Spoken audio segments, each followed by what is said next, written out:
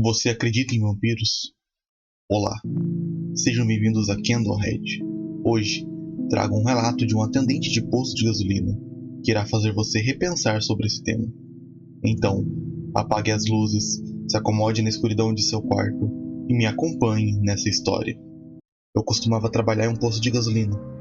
Não era o emprego ideal, mas naquele momento da minha vida funcionava para mim. Meu salário ia para aluguel, maconha e para comidas besteirentas. O essencial para aquela idade. Minha cidade fica logo ao lado de uma rodovia que praticamente só caminhoneiros usam.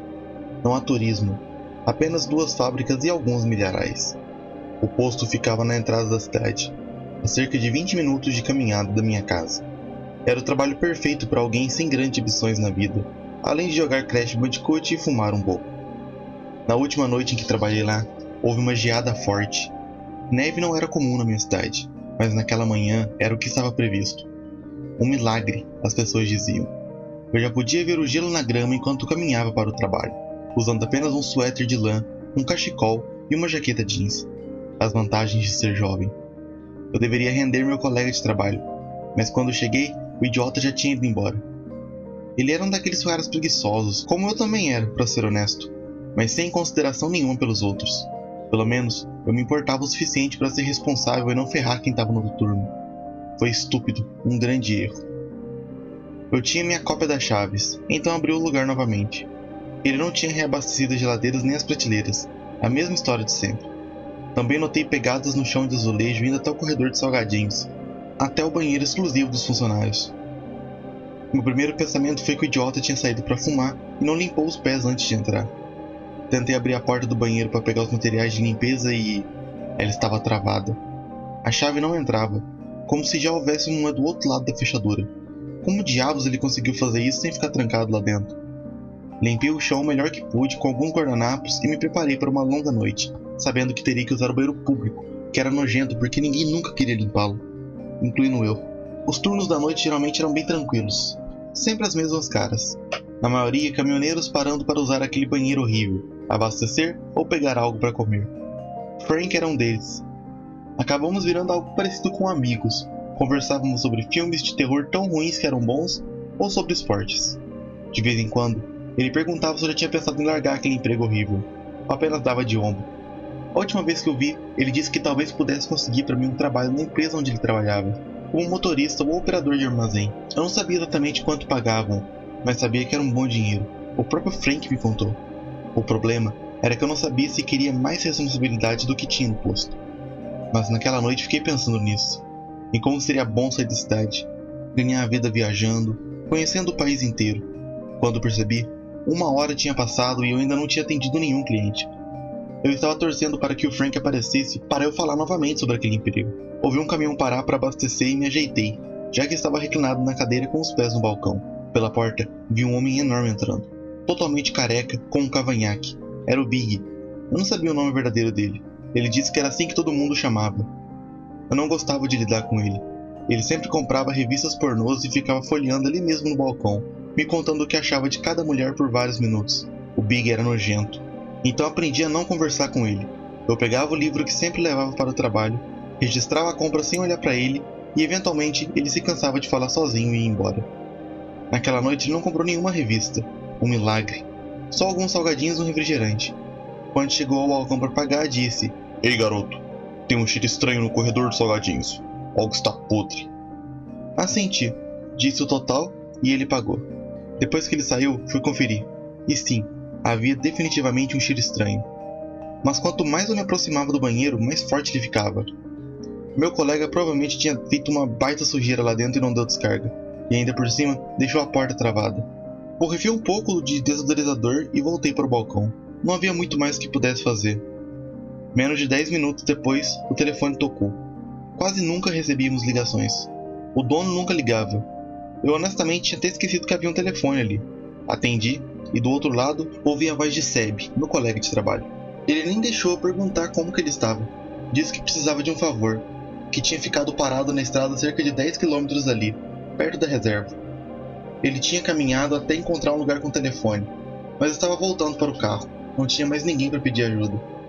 Normalmente eu teria feito algo, pelo menos chamado um guincho. mas disse a ele que não podia, que estava ocupado. Talvez mais tarde eu tentasse conseguir ajuda. O que diabos você estava fazendo perto da reserva a essa hora, cara? Perguntei, e ele simplesmente desligou. Senti um pouco de culpa, não gosto de ser idiota, mas ele era irresponsável, eu já estava cansado dele. Cerca de 2 horas depois do início do meu turno, era uma hora das minhas muitas pausas para fumar. Eu gostava de sair pelas portas do fundo, bastava colocar a placa volta em 5 minutos caso alguém aparecesse. Todo mundo me conhecia mesmo, se precisassem de mim, era só gritar, sabiam que eu estaria fumando lá atrás. Dali dava para ver um enorme milharal depois do estacionamento. Era tão grande que parecia não ter fim. Você só conseguia enxergar alguns metros e depois apenas escuridão total. Aquilo sempre me dava uma sensação estranha. Não exatamente medo, mas algo próximo disso. E eu tinha curiosidade de entender por que aquilo me fazia sentir assim. Eu gostava de fumar olhando para aquela escuridão esmagadora. Nick! Alguém gritou. Dei a última tragada e corri de volta para dentro. No caminho, encontrei Javier no corredor de salgadinhos. Ele era um cara que trabalhava no milharal, basicamente responsável por vigiar o lugar, já que o dono nunca estava por perto. Ele costumava passar a noite para comprar cerveja ou cigarro. Eu tinha esquecido de trancar a porta da frente, um erro sério. Por sorte, todo mundo que entrava à noite era conhecido, pessoas em quem você confiava. Javier estava apontando para o banheiro dos funcionários, mais especificamente para o chão bem à frente à porta. Uma poça vermelha escura estava lentamente se espalhando por debaixo dela. Meu coração falhou uma batida. Senti meu rosto empalidecer. Não hesitei. Comecei a forçar a porta. Tem alguém dentro? Você tá bem, cara? Gritei enquanto empurrava. Javier me disse para sair da frente. Com um único chute, ele arrebentou a porta. E então, ele vomitou imediatamente. Eu apenas fiquei parado olhando. Não conseguia desviar o olhar. Frank estava sentado no vaso sanitário, pálido. Muito mais magro do que eu lembrava. O banheiro estava imundo, cheio de fezes por todas as partes, mas aquilo não parecia ter relação com ele. Ele estava totalmente vestido, a calça ainda levantada. Cobrindo o nariz com a camisa, me aproximei. Vi sangue saindo do pescoço dele, mas não era um ferimento normal. Parecia uma mordida, 2 pequenos furos e um fio fino de sangue ainda escorrendo, formando a poça no chão. Corri até o telefone e chamei a polícia imediatamente. Foi uma longa noite. Claro, eu fui o primeiro suspeito. Eles me interrogaram várias e várias vezes no dia seguinte.